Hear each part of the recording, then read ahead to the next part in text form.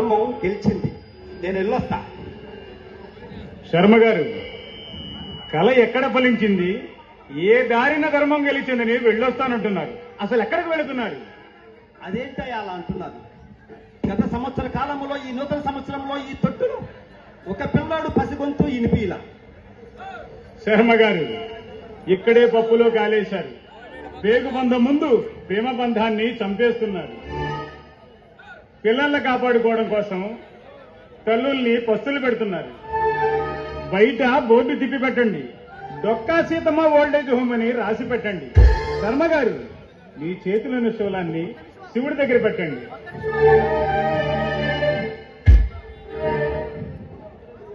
కడుపు గాలుతున్న తల్లులకు కాస్త కవళం పెట్టండి. శర్మ గారు, మీరెక్కడే ఉండండి. సంపద ఒక దెబ్బతో పోతుంది, అందం ఒక వ్యాధితో పోతుంది, గౌరవం ఒక తప్పుతో పోతుంది, ప్రాణం ఒక క్షణంలో పోతుంది. ఏమి చూసుకోండి బాబు, ఈ జనం ఎంత విరివేగుతున్నారు. నేనేడకి పోతా, నేనేడకి పోను, నేనేడకి పోతా, నేనేడకి పోను. శర్మ గారు, అమ్మంటే హారతని, సాక్షాత్తు పార్వతీదేవని, అమ్మఒడి సరస్వతి నిలయమని, అమ్మ రక్షణ దుర్గా కవచమని, తల్లిదండ్రులు పస్తులు పెట్టే ప్రతి ఎదవకి మనస వాచ కర్మణాచే తల్లిదండ్రులను గౌరవించమని కొన్ని నీతి వాక్యాలను సమాజంలోకి పంపించండి. శర్మ గారు, ఆ తల్లులు తింటేనే ఈ బిడ్డల కడుపు నిండుతుందని మీరు గ్రహించండి. మీరు ఇంతగా బతిలాడవేంటి సార్?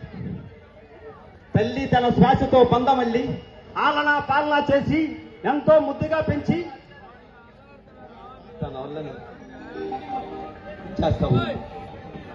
తన ఆలనా పాలతో ముద్దు చేస్తూ ఉంది. గుండెపై తన్నినా ఎంతో అల్లార ముద్దుగా చూసుకునే ఈ తల్లి మన కోసం, ఈ తల్లి కోసం ఈ సంతోషంగా ఏ కన్నా కొడుకు తన గుండెపై తంతాడో ఈ ప్రపంచంలో సంతోషంగా ఉండగలేదు ఎవరంటే అది ఒక తల్లి మాత్రమే.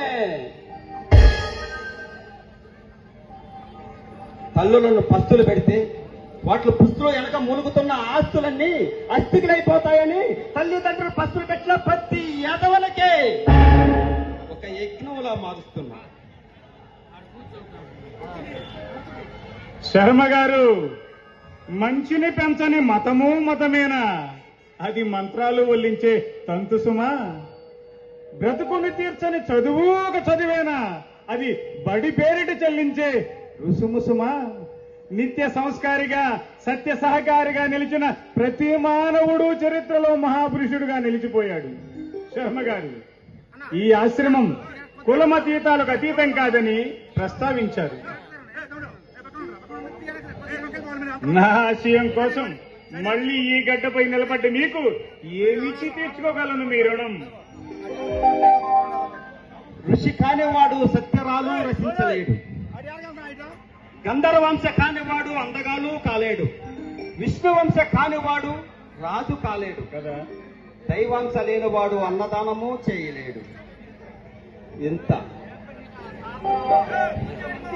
ఇంత మంచి హృదయం ఉన్న మనిషి గురించి రుణం ఆశించకూడదు. మీలో ఉన్న గుణాన్ని సగవీముని ఆ దేవుణ్ణి మనస వాచ కర్మన అన్నిగా మాట్లాడుతున్నా. శర్మ గారు, రుణం, గుణం, ధర్మం ఇన్ని సద్గుణాలు కలగలిసిన దయాకర్ని సమాజంలోకి పంపిస్తే ఏమి జరిగిందో మీకు తెలియని కథ కాదుగా. అయినా రేపు మీకేమవుతుందోనని. శర్మ గారు, జాగ్రత్తగా చూసుకోండి. ఉంటా.